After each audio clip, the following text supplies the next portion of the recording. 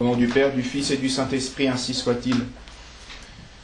L'épître d'aujourd'hui, comme celle de dimanche dernier, c'est le temps du carême et de la Passion, eh bien nous indique que notre Seigneur s'est offert en oblation pure à Dieu, à son Père. Et ce terme d'oblation, eh bien, qui est l'acte qui prépare le sacrifice, est résumé et nous instruit par l'offertoire. Et j'aimerais aujourd'hui donc eh bien mieux connaître avec vous les enseignements de l'offertoire de la messe.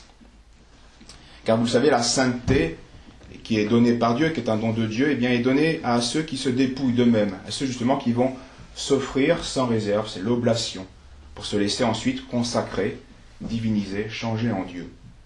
Tel est donc le rôle et l'enseignement de l'offertoire à la messe à laquelle nous assistons.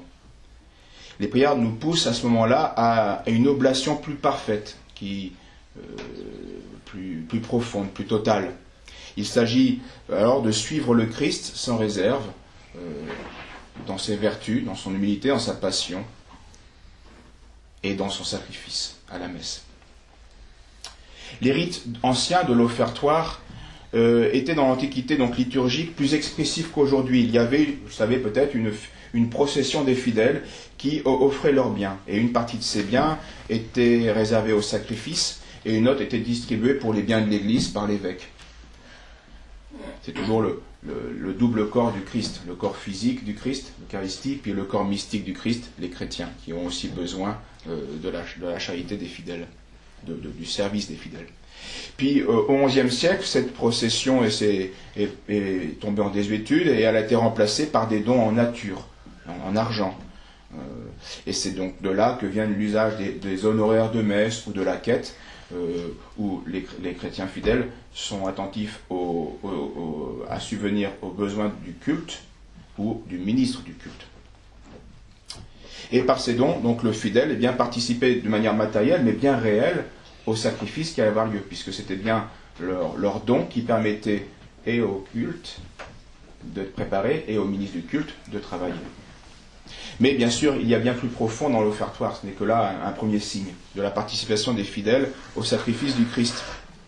Après ces dons, on avait le chant de l'offertoire qui prépare donc nos cœurs à rentrer dans cette action liturgique qui, vous savez qu'on assiste à la messe, parfois vous êtes en retard, eh bien vous n'aurez assisté à la messe que vous êtes arrivé avant l'offertoire. Ce qui montre bien que l'offertoire est une partie intégrale, nécessaire de l'action liturgique du sacrifice. Si vous arrivez au credo ou à l'évangile, ce n'est pas, entre guillemets, ce n'est pas grave. Vous aurez votre messe. Et si vous arrivez ayant manqué l'offertoire, eh bien, vous n'avez pas strictement assisté à la messe. Et donc, cette action liturgique du sacrifice. À l'autel, donc, nous voyons que le prêtre justement prépare, le pain qui est azim, c'est-à-dire, vous savez, sans ferment, et le vin qui est mêlé d'eau. Cet offertoire donc, va manifester qu'il s'agit donc évidemment d'un repas sacrificiel, un sacrifice, parce que les prières indiquent souchipé, recevez Seigneur, offero tibi, je vous offre à toi, l'immaculatam ostiam, l'hostie immaculée, qui est notre Seigneur Jésus-Christ, c'est ce que nous avons entendu dans l'épître aux Hébreux d'aujourd'hui. Et nous le disons bien, cela est fait pro peccatis, c'est en raison de nos péchés, principalement. Le pain azim, donc, est non fermenté. Et il est soustrait à l'usage, parce que justement, c'est pas le pain quotidien, c'est un pain qui est une forme qui n'est pas quotidienne, parce que justement, cette forme justement non quotidienne manifeste qu'il est réservé à un usage non profane. Il va être réservé à un usage particulier. Et il était même fait dans l'Antiquité par des personnes consacrées. Encore maintenant, souvent ce sont les religieuses qui fabriquent ce pain azim. Ce pain, et c'est là qui est encore plus intéressant, ce pain, nous le savons, le pain c'est un ensemble de grains qui ont été moulus, broyés, puis cuits. Voilà. Et cela symbolise bien l'union du sacrifice des fidèles avec le Christ, car l'ensemble des grains, ce sont les fidèles, qui eux doivent être aussi passés par un certain broiement, être moulus, puis être cuits par la passion, par le feu de la souffrance, du sacrifice, pour être avec Jésus-Christ, pour le suivre dans sa passion. Et on le même symbolise dans le vin qui va être offert à l'offertoire, C'est une multitude de grains qui sont eux aussi pressés, broyés, et qui deviennent un liquide transcendant. Un liquide qui a du goût, qui transcende les autres liquides, une qualité supérieure. Et pour bien montrer que toute la vertu du sacrifice vient du sang du Christ, de Dieu, qui est le vrai vigneron, la vraie vigne, comme le dit la parabole, eh bien on va rajouter une goutte insignifiante d'eau, une goutte d'eau. Vous voyez bien, c'est la burette d'eau, on le prend, et la petite goutte d'eau. Ça ne rajoute rien au vin. Elle est même absorbée complètement par le vin. Et là, ça manifeste bien encore cette participation des fidèles au sacrifice du Christ. Cette goutte d'eau va être transformée en vin. Et donc ensuite en sang du Christ. Et les pères, alors je dis bien, nous, cette goutte d'eau ne rajoute rien. Au contraire, c'est la goutte d'eau qui va profiter de toute la transcendance du vin. Et c'est bien cet échange, ce commerce qui se passe entre les fidèles et le Christ. On vient au Christ, on s'offre à lui, mais on ne lui rajoute rien. Mais on va profiter de toute la transcendance du Christ. Et saint Cyprien le disait déjà à l'époque, au IIIe siècle, « Si quelqu'un n'offre que du vin, le sang du Christ se trouve être sans nous. Mais si ce n'est que de l'eau, alors c'est le peuple qui se trouve être sans le Christ. » D'où ce devoir grave, symbolique dans la liturgie du prêtre, je ne pas oublier cette goutte d'eau. Il y a des canons qui condamnent gravement le prêtre, qui omettrait bien sûr ce rite, parce que il est essentiel dans l'enseignement donné aux fidèles. Et c'est donc ainsi, par cette goutte d'eau et dans ce vin, que c'est ainsi que nous comprenons que c'est bien l'Église qui s'offre avec le Christ dans la messe. C'est pas que le sacrifice du Christ, c'est bien le sacrifice du Christ et de son corps mystique, de toute l'Église. Même si on n'y apporte que notre rien. On s'offre grâce à cela, et vraiment, on s'unit vraiment au Christ qui est victime. Ensuite, il y a les encensements sur les oblats. Vous savez, le prêtre fait donc, sur les oblats qui donc symbolisent bien le Christ et son Église, pas seulement que le Christ, puisqu'on s'est offert avec lui, on s'est agrégé à lui, puisqu'il y a la goutte d'eau maintenant dans le calice. Et donc cet encensement, c'est bien sur nous et sur le Christ qu'il est fait, de manière symbolique. Et par 3 signes de croix, 3 fois, puis par 3 cercles. Vous avez déjà certainement vu ces gestes faits sur les oblats. Les 3 croix symbolisent évidemment le corps du Christ, dans son aspect physique, humain, son aspect crucifié, la croix. C'est en tant qu'homme qu'il a souffert. Mais le cercle symbolise la divinité du Christ. Et souvenez-vous, c'est aussi la divinité des fidèles qui vont être associés et qui vont être divinisés par son sacrifice. Pourquoi le rond symbolise la divinité ? Eh bien, l'architecture le manifeste. Le rond, c'est le cercle, c'est l'alpha et l'oméga. C'est la figure qui n'a pas de commencement, on ne sait pas où elle finit, où elle commence. Et l'architecture chrétienne commence souvent par un carré, un rectangle, quelque chose qui est le chiffre 4, qui symbolise l'aspect physique, l'aspect terrestre, temporel. Puis on s'élève justement et on finit par un arc roman. Regardez dans les belles églises romanes, justement, on commence par une vue carrée, on a des angles, et ça finit justement dans le divin. Ça commence par l'humain, et l'humain qui s'offre et qui s'élève grâce au Christ, et dans le roman, dans quelque chose qui symbolise par sa forme la divinité. Et voilà pourquoi il y a ces trois cercles sur les oblats. Et une fois, eh bien, ce sacrifice et ces oblats, cet encens qui monte à Dieu, eh bien, symbolise bien que cette union des baptisés au Christ, eh bien, va répandre une sainte odeur. Une sainte odeur va s'échapper de cette liturgie, parce qu'une sainte odeur va s'échapper de la terre et de la cité de Dieu, et donc de nos âmes, qui sont les temples du Saint-Esprit, parce que nous sommes unis au Christ, parce que nous sommes dans le calice. Les fidèles de Christ donc sont bien comme ce pain à l'offertoire, comme ce vin, ils ne s'appartiennent plus, ils sont réservés à Dieu, comme une fois que le pain a été offert, ce pain-là ne peut plus revenir à un usage profane. Il a été offert. Il n'est pas encore même avant la transsubstantiation. Il est déjà offert.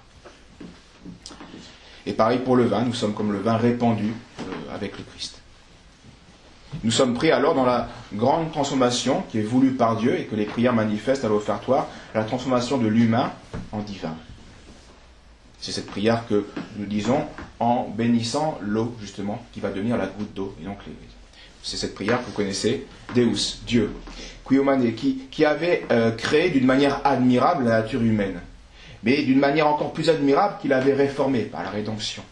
Donnez-nous, par ce mystère de l'eau et du vin, et c'est là le centre de cette prière, donnez-nous par ce mystère de participer à la divinité de celui qui a daigné participer à notre humanité. Et cette prière qu'on dit sur l'eau manifeste exactement tout ce que je viens de vous expliquer. Donc il y a les gestes, il y a la prière qui manifeste bien cette réalité cachée de l'union de tous les fidèles dans le sacrifice du Christ. C'est le même sacrifice. Et c'est la grâce que demandent ensuite les prières de la secrète, toutes les prières de la secrète qui changent, elles, à chaque messe, selon le temps liturgique ou selon les saints. Donc l'offertoire fait que le pain ne peut plus, je vous disais, être utilisé à autre chose que le sacrifice. Le remettre à un usage vulgaire serait une profanation, sacrilège. Il en est de même de nos âmes, de nos facultés, de par notre caractère de baptisé. Donc baptisé, c'est celui qui peut participer au culte. Vous le savez, dans l'Antiquité, les catéchumènes sortaient à l'offertoire. Ils entendaient l'enseignement, le credo, la prédication, l'évangile, puis après ils sortaient. Parce qu'ils n'étaient pas baptisés, parce qu'ils ne pouvaient pas être cette goutte d'eau, parce qu'ils ne pouvaient pas participer au culte, ils ne pouvaient pas être un avec le Christ. Ils voulaient cela, ils s'y préparaient, mais ils ne l'étaient pas encore. Donc de par notre caractère de baptisé, eh bien, nous sommes membres du Christ. Membres, c'est-à-dire que les actions du Christ, ce sont les nôtres. Et les nôtres, ce sont les siennes d'une certaine manière. Nous lui appartenons, nos vies, nos vertus, doivent être sa vie en nous. Doivent être ses vertus incarnées en nous. Parce qu'il n'y a qu'une seule vie chrétienne, c'est la vie du Christ. C'est d'aller au Christ. De même qu'il y a un seul sang vraiment rédempteur qui doit irriguer tous les membres du Christ. Et c'est pour ça que nous communions, que nous participons à cette vie du Christ. De même qu'il y a beaucoup d'hosties dans le calice, il n'y a qu'un seul Jésus-Christ. Nous chantons cela à la fête de Dieu. Dans le ciboire, il y a beaucoup d'hosties, mais il n'y a qu'un seul Jésus-Christ. Et là, nous comprenons mieux l'importance de l'offertoire dans nos vies. Et cet offertoire nous fait mieux comprendre ce que va être la communion que vous allez faire. Lorsque vous communiez, vous faites un avec Jésus. Cela manifeste bien à ce moment-là que c'est bien votre sacrifice. Vous êtes en union avec. Vous êtes préparé à cela et à la communion, cela se réalise. Le sacrifice du Christ, c'est le vôtre. Toute la valeur surnaturelle, donc toute la sainteté, vient de notre union à Dieu. Et nous savons, nous comprenons mieux maintenant, il n'y a pas d'union possible sans cette oblation consciente, volontaire, préalable, sans s'être livré au Christ, sans avoir fait une offrande de notre part, sans une prise de position de notre part par le Christ. Et ultimement, la vie des baptisés et la vie des religieux, c'est la même logique. Les vœux de religion, ce n'est qu'une oblation publique permanente d'offrande. Et les prières de l'offertoire le manifestent encore. Nous nous adressons à Veni Sanctificateur. Venez, Dieu Tout-Puissant, Sanctificateur. Donc celui qui va changer cette chose, qui va la sanctifier. Nous demandons d'être dans un esprit d'humilité, dans une âme contrite. Parce que être conscient que nous ne sommes qu'une goutte d'eau, nous ne sommes rien. Mais il faut venir. Et nous demandons justement, avec foi, au bon Dieu, bien de daigner Deus, qu'il daigne bénir et recevoir en odeur de suavité. Voilà tout ce que nous apportons, et grâce à cette transformation. Et l'offertoire, et ce sera notre fin, parce que c'est la fin de l'offertoire, se finit par cette grande prière à laquelle vous êtes conviés et à laquelle vous répondez quand le prêtre vous adresse cette prière. Orate fratres. Priez mes frères. Ut meum ac vestrum sacrificium. Pour que mon sacrifice, qui est aussi le vôtre, et c'est bien votre sacrifice. Et il y a ma part, il y a la vôtre, et tout ça en fait c'est le sacrifice du Christ, du corps mystique du Christ. Pour que mon sacrifice, qui est aussi le vôtre, devienne fiat acceptabile, devienne acceptable, soit reçu de Dieu comme une odeur sainte justement, une odeur suave, par le Dieu, le Père Tout-Puissant. Voilà ce qui conclut notre offertoire et qui doit nous mettre dans une grande joie, une grande consolation et aussi une grande crainte, une âme contrite et humiliée, car bien sûr nous sommes indignes, nous sommes qu'une goutte d'eau, mais nous sommes confus de tant de misère, mais aussi confus de tant d'amour de la part de Dieu qui veut nous transformer. Au nom du Père, du Fils et du Saint-Esprit. Ainsi soit-il.